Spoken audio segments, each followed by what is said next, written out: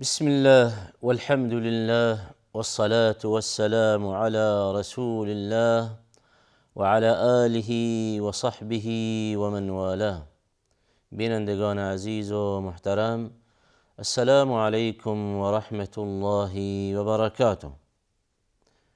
برادران و خواهران بزرگوارم، همان گونه که ملاحظه می‌فرمایید با برنامه حقوق زن در اسلام در خدمتتان می باشم. حقوق زن در اسلام یکی از مهمترین حقوقی که در قرآن کریم و سنت پاک نبوی بیان شده است و به طور کافی و وافی و شفاف و روشن و به صورت زیبا بدون کمترین کم و کاستی بیان شده است. پس در این مورد با توجه به قرآن کریم و سنت نبوی هیچ گونه اشکالی وجود ندارد در مورد رعایت حقوق زنان و همانطوری که در نشست‌های گذشته عنوان شد بر این که دین مبین اسلام دین بسیار پاکی است و دینی است که در واقع عموم مخلوقات خودش و به ویژه در جانب حقوق بندگان خودش در تمام زمینه‌ها مسائل مختلفی رعایت کرده است و اینجاست که دین اسلام فرامین زیادی دارد در مورد رعایت کردن حقوق به طور عموم، چه حقوقی که متعلق به قشر مردان و چه حقوقی متعلق به قشر زنان. یعنی یکی از سفارشات مهم اسلام این است که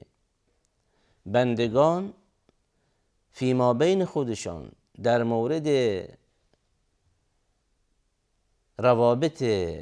عموم و علی الخصوص روابطی که در واقع خویشاوندی می باشد حقوق در اونجا چه رعایت شود و رعایت کردن این حقوق در واقع یک نوع آرامشی در وجود انسان خواسته یا ناخواسته تزریق می کند. یکی از موارد مهم که در اسلام به اون تأکید فراوان شده رعایت حقوق در واقع خویشاوندان به معنای صله رحم. پس در این نشست ان شاء الله تعالی و یکی دو نشست آینده مسائلی پیرامون صله رحم سخنی خواهیم داشت. پس موضوع برنامه ما صله رحم می باشد. حال ببینیم که آیا صله رحم یا همان رعایت حقوق خویشاوندان. صله رحم معنایش این است که یک مسلمان حقوق خویشاوندان خودش، نزدیکان خودش، محارم خودش رعایت کند و این هم بایستی بدانیم که صله رحم به معنای عام این است که کل این مسلمانان در هر جای این دنیا که زندگی میکنند در واقع بر یکدیگر حقوقی دارند. پس می شود این را عنوان کرد بر این که بین عموم مسلمانان صله رحمی وجود دارد به معنای عامش، یعنی این که هر مسلمانی در این گوش و کنار جهان زندگی می کند غمخوار برادر مسلمان خودش در گوش و کنار دیگر جهان می باشد. چنان که در یک جامعه از جوامع اسلامی، در یک کشوری از کشورهای اسلامی، در اونجا در واقع مسلمانی دچار مشکل شود، بر مسلمانی ظلمی و ستمی روا شود و یا این که در اونجا مسلمانان در واقع مصیبتی بر اونها سرازیر شود، از جمله سیل و زلزله و الی آخره که به حوادث کونی معروف می باشند. اینجاست که خواسته یا ناخواسته به لحاظ فطری این است که اون مسلمانی که در اون کشور حتی زندگی نمی کند، در اون قاره حتی زندگی نمی کند، با این همه بعد مسافتی که وجود دارد، اما مشاهده می شود که یک نوع رقت قلبی به وجود می آید، یک نوع عاطفه‌ای در واقع متوجه اون برادر مسلمان می شود. پس این به طور عموم می توان همین صله رحمی که قرآن و سنت به اونها تأکید دارند، همینجا هم می توان در واقع جستجو کرد. خواسته یا ناخواسته یک مسلمان نسبت به مشکلات برادر مسلمان دیگرش، هرچند که در واقع بین اونها روابط خویشاوندی هم وجود ندارد، اما در واقع این احساس می کند و این همان رحمتی و مهربانی که الله واحد عز و جل در قلبهای بندگانش ایجاد فرموده، این همان عطوفت و در واقع دلسوزی که الله واحد عز و جل در قلب بندگانش ایجاد کرده. پس اینجاست که این در واقع رعایت کردن صله رحم به معنای عامش. اما اونچه که مد نظر قرآن کریم و سنت پاک نبوی در مورد رعایت کردن حقوق صله رحم که همان خویشاوندان می باشند، الان بایستی بدانیم که در وهله اول این را بدانیم که دین مبین اسلام به رعایت کردن حقوق خویشاوندان اهمیت زیادی می دهد و در آیات گوناگونی و همچنین روایت های زیادی داریم که در واقع به رعایت کردن حقوق خویشاوندان توصیه می کنند و این را بایستی بدانیم که رعایت کردن حقوق خویشاوندان یا همان مصطلح صله رحم بر قشری از قشرهای جامعه مختصر نمی شود. پس رعایت کردن حقوق خویشاوندان در هر دو قشر، بین قشر مردان و قشر زنان، بایستی رعایت شود. به همان گونه که رعایت حقوق خویشاوندان بر مردان جایز واجب می باشد، بر قشر زنان هم رعایت کردن این حقوق واجب می باشد، بلکه به مراتب هم بیشتر می باشد. پس اینجاست که هر آنچه که متعلق می باشد به خویشاوندان بر هر دو قشر مرد و زن رعایت کردنش واجب می باشد. در نشست‌های گذشته در مورد رعایت حقوق مادر، حقوق دختر، حقوق خواهر، حقوق همسر و حقوق عمه و حقوق خاله، در مورد رعایت کردن حقوق اینها جلسات اختصاص دادیم با استدلال به قرآن کریم و سنت نبوی و در اونجا در نشست‌های گذشته در مورد رعایت کردن حقوق این چند صنف که نام بردم، اینجاست که یک امر واحدی در واقع میرساند بر این که دین اسلام حریص می باشد و بر این تأکید می‌فرماید بر این که این گونه حقوق بایستی رعایت شوند تا در نتیجه یک نوع صمیمیت، یک نوع مهربانی بین خانواده ها ایجاد شود و خانواده ها در واقع به یک دیگر قلبا نزدیکتر شوند و هر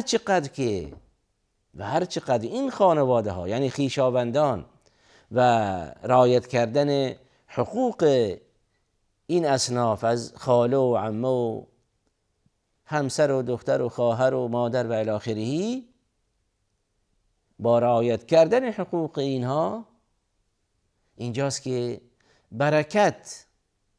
بر اون خانواده و خانواده ها سرازیر می شود و اینجاست که خواستی یا ناخواستی یک نوع صمیمیتی ایجاد می شود. پس توجه بفرمایید که رعایت این حقوق با استدلال به آیات کریمه قرآن کریم و با استدلال به فرامین سرور بشریت علیه الصلاة والسلام در فرهنگ دینی ما ایجاد شده است و از همان ابتدای بعثت رسول الله علیه الصلاة والسلام پیامبر بزرگوار اسلام علیه الصلاة والسلام در این زمینه و در این راستا فرامین زیادی دادند و پس از اون شاگردان ممتازش صحابه کرام رضی الله عنهم جمیعا و همچنین هر نسلی که بعد از اونها آمدند، تابعین و تابع تابعین و تمام این عصور و در واقع نسل‌های بعدی تا نسل امروزی ما، بزرگان دین به پیروی از قرآن کریم و سنت پاک نبوی و به پیروی از منهج صحابه کرام و تابعین در این زمینه تأکیدات فراوانی می کنند. در این زمینه تألیفات زیادی شده تا اینکه برای پیروان محمد مصطفی علیه الصلاة والسلام بیان شود و روشن شود که صله رحم در اسلام از جایگاه مهمی برخوردار می باشد و به ویژه رعایت کردن حقوق در واقع زنان، چرا که به طور عموم قشر زن در هر عصری که زندگی می کند و به عنوان هر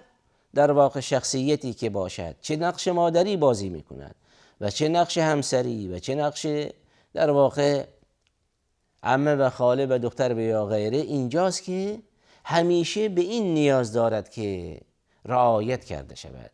ملاحظه شود.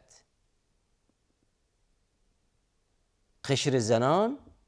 قشر ظریفی هستند با توجه به اون عواطفی که الله واحد عزوجل در وجود اونها نهاده است. اینجاست که توصیه شریعت اسلامی بیشتر به مردان بوده که حقوق زنان رعایت شود. از این بابه که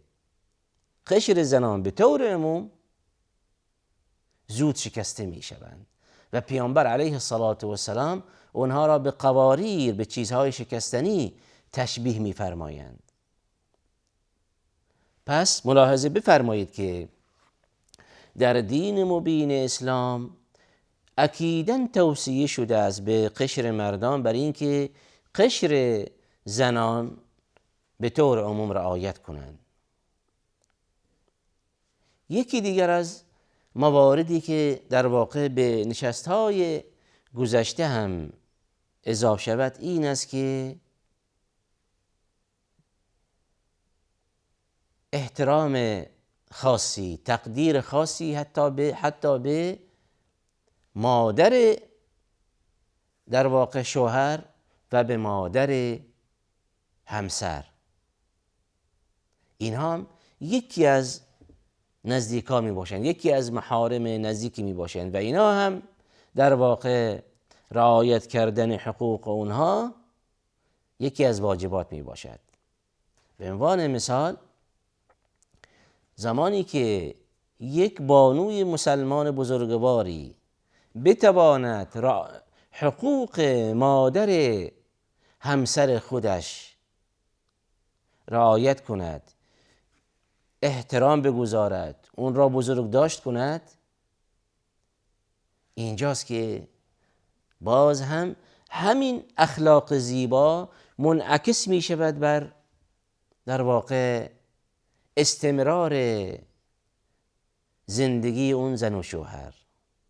همین اخلاق زیبا و رعایت کردن همین اخلاق زیبا باعث می شود که یک نوع صمیمیت و مهربانی بین همین در واقع خانم مسلمان و شوهرش و مادر شوهرش. و بالعکس هم زمانی که یک شوهر هم در واقع به مادر همسر خودش هم احترام قائل باشد، اون را تقدیر کند، چرا که الان اون دیگه به یکی از محارم نزدیک خودش تبدیل شده است. الان یک فردی که در واقع ازدواج کرد، با ازدواجش با یک بانوی، مادر همان بانو دیگر در واقع بر این حرام می باشد، حرمت ابدی می باشد. پس اینجاست که یعنی همان مادر همان زن در واقع یکی از خویشاوندان می باشد. و اینجاست که باز هم اسلام بر این